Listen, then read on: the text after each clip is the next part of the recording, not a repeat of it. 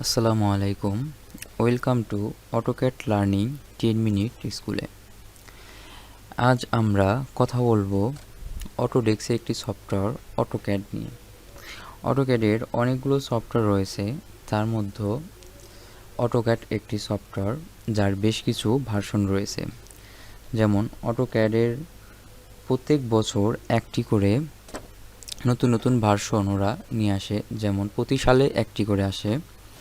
আজ আমরা কথা বলবো অটোক্যাড 2006 যে সফটওয়্যারটা, ওই সফটওয়্যারটা নিয়ে। অটোডেস্কের জনক হচ্ছে জন ওয়ালকার।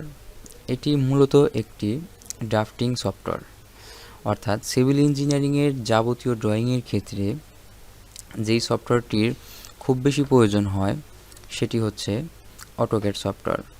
এই অটোক্যাড সফটওয়্যারটি শুধু সিভিল ইঞ্জিনিয়ারিংয়ের জন্যই যে প্রযোজ্য সেটি নয়, এটি সিভিল ইঞ্জিনিয়ারিং, সার্ভেয়ারিং, ইলেকট্রিক এবং টেক্সটাইলেরও অনেক ক্ষেত্রে এই সফটওয়্যারটির ব্যবহার হয়। এখন কথা হচ্ছে, এত সফটওয়্যার থাকতে কেন আমরা অটোক্যাড সফটওয়্যারটি ব্যবহার করব? যেমন ক্যাট আছে, ক্যাট আছে, অনেকগুলা 2D করার জন্য সফটওয়্যার আছে। তো আমরা অটোক্যাড সফটওয়্যারটি কী জন্য নিলাম? কারণ মানুষ চায় একের ভিতরে যেন সব কিছু থাকে।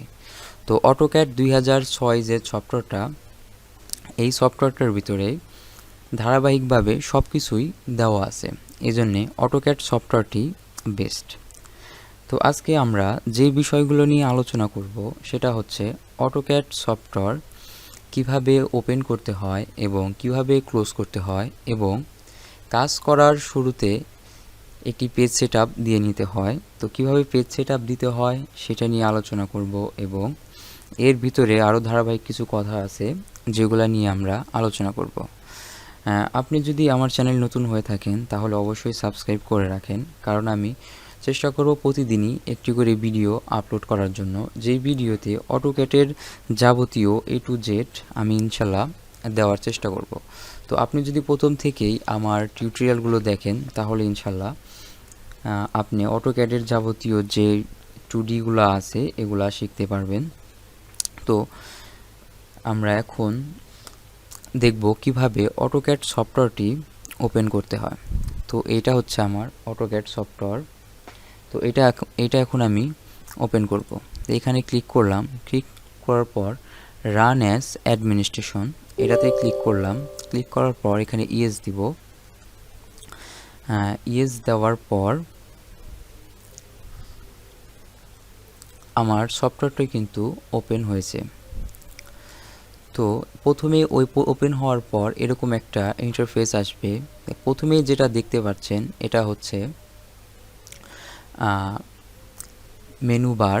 তো মেনু বারের প্রথমে যেটা আছে সেটা হচ্ছে ফাইলে ক্লিক করলে এইখানে অনেকগুলো আপনি অ্যাপ্লিকেশন মেনু বার দেখতে পারবেন। তো অ্যাপ্লিকেশন মেনু বারের প্রথমে যেটা আছে সেটা হচ্ছে নিউ, অর্থাৎ নিউতে ক্লিক করলে আপনি একটা নতুন ফাইল নিতে পারবেন। তারপর আছে ওপেন করে আপনি এর আগে যে ফাইলটাতে কাজ করেছেন ওই ফাইলটাতে যেতে পারবেন।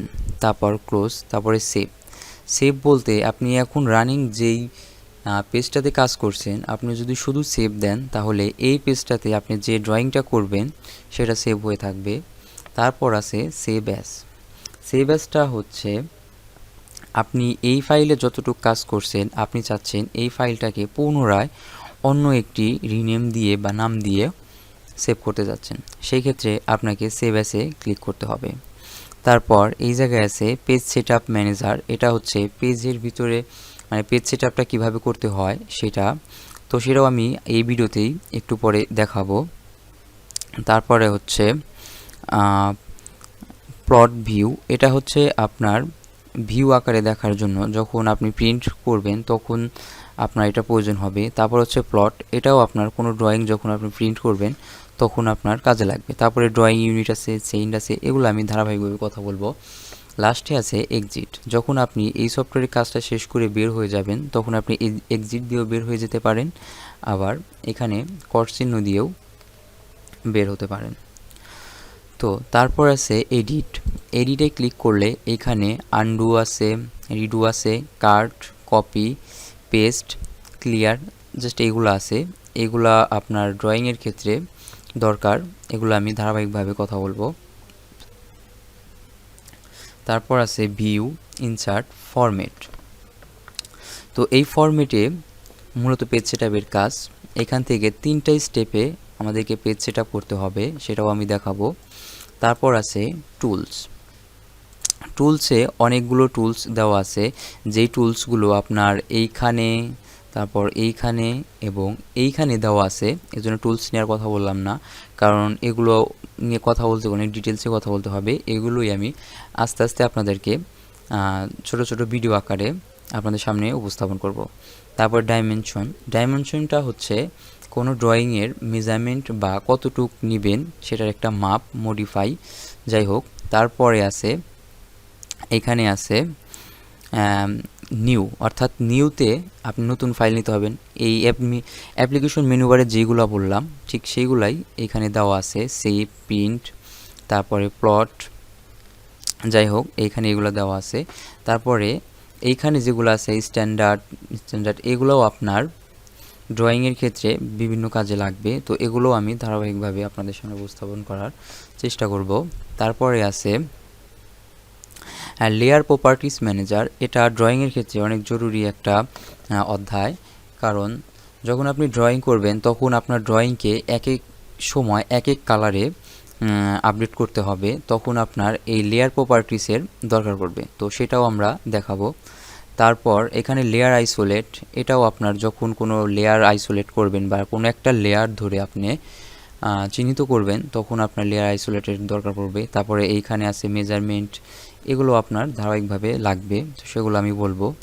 তারপর এইখানে আছে ড্রয়িং করার জন্য যেই কমান্ডগুলো লাগে, লাইন বা পলিলাইন বা আর্টস, এগুলো আপনার এইখানে পাবেন। তো এগুলো আমরা কথা বলবো।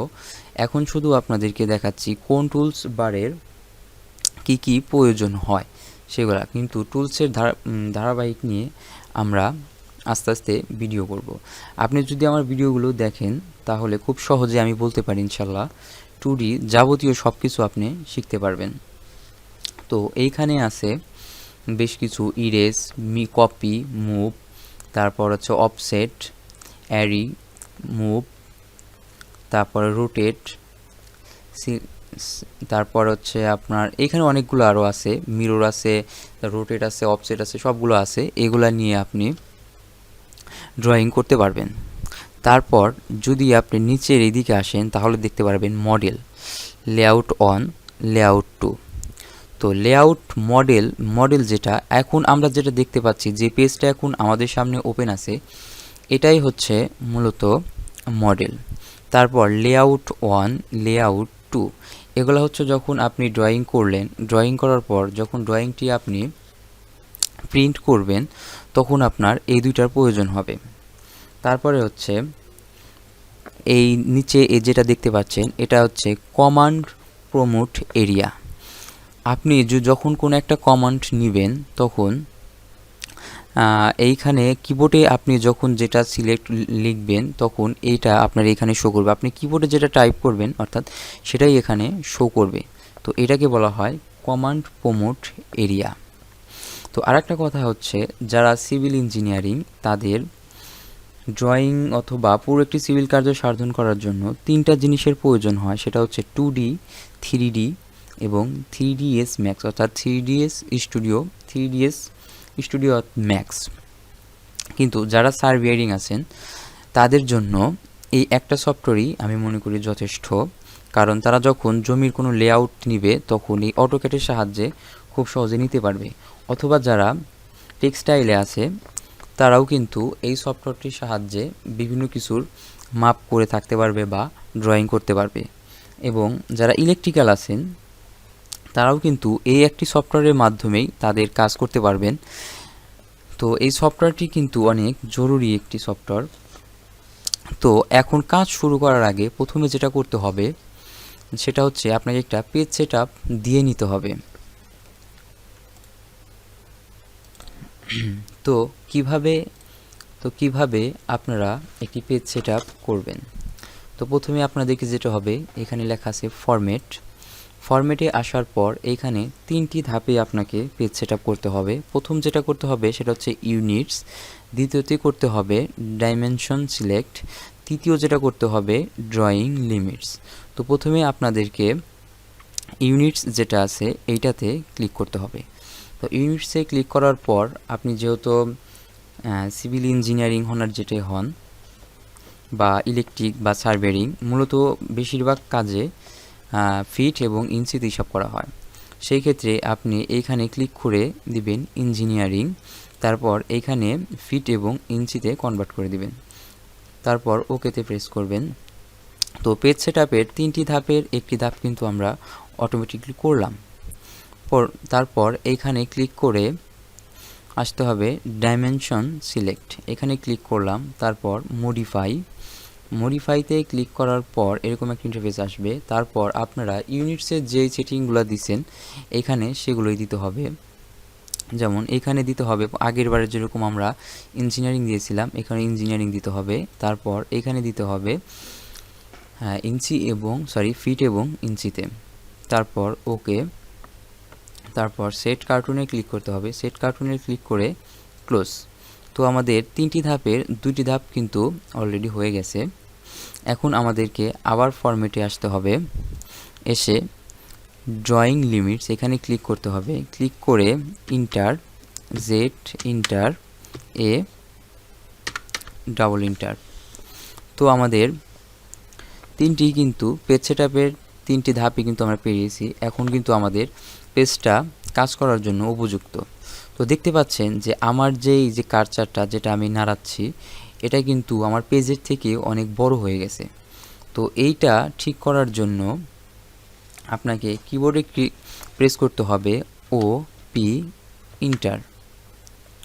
তো এইটা প্রেস করার পর এরকম একটা ইন্টারফেস আসবে। তারপর আপনি ডিসপ্লেতে ক্লিক করবেন। ডিসপ্লেতে ক্লিক করে এখানে অনেক বড় আছে, আপনি এগুলো একটু জাস্ট কমিয়ে দিবেন বা আপনার ইচ্ছা মতো দিয়ে দিবেন। তারপর এইখানে এসে আপনি এগুলো একটু কমিয়ে বাড়িয়ে দিতে পারেন। তারপর এখানে এসে এগুলোও যেহেতু বড় আছে আপনি কমিয়ে দিতে পারেন। তারপর ওকেতে ক্লিক করলাম। তো দেখতে পাচ্ছেন আমার কার্সারটা কিন্তু আগের থেকে অনেক ছোট হয়ে গিয়েছে। তো এইভাবে আপনারা পেজ সেটআপ দিতে পারেন বা পেজের কার্সার এভাবে সেটআপ করতে পারেন। তো এরপর হচ্ছে এইটা হচ্ছে আমাদের ড্রয়িংয়ের যে ডিসপ্লে, এটা হচ্ছে মূলত সেই ডিসপ্লে। আপনি এইখানে যে কোনো কমান্ড নিয়ে যেই ড্রয়িংটাই করুন না কেন সেটা তো আপনাকে অবশ্যই সেভ দিতে হবে। তো এইটা আপনি কিভাবে সেভ দিবেন? তো আপনার এইখানে আসতে হবে, ফাইলে আসতে হবে। ফাইলে এসে সেভ অ্যাজ নামে এইটাতে ক্লিক করতে হবে। সেভ অ্যাসে ক্লিক করার পর আপনি যেইখানে ফাইলটা সেভ অ্যাজ দিতে চান সেইখানে যেতে হবে।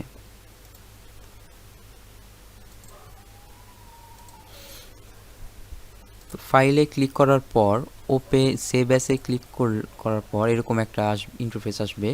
আপনারা ডেস্কটপে ক্লিক করবেন। ডেস্কটপে ক্লিক করে আপনি এখান থেকে দিস পিসিতে গিয়ে আপনি যেটাতে ইচ্ছে আপনি ওইখানে গিয়ে সেভ অ্যাজ দিতে পারেন। যেমন অটোক্যাড আমি এখানে সব ফোল্ডারে গেলাম, যার পর এখানে একটা আমি নতুন ফোল্ডার ক্রিয়েট করলাম, নিউ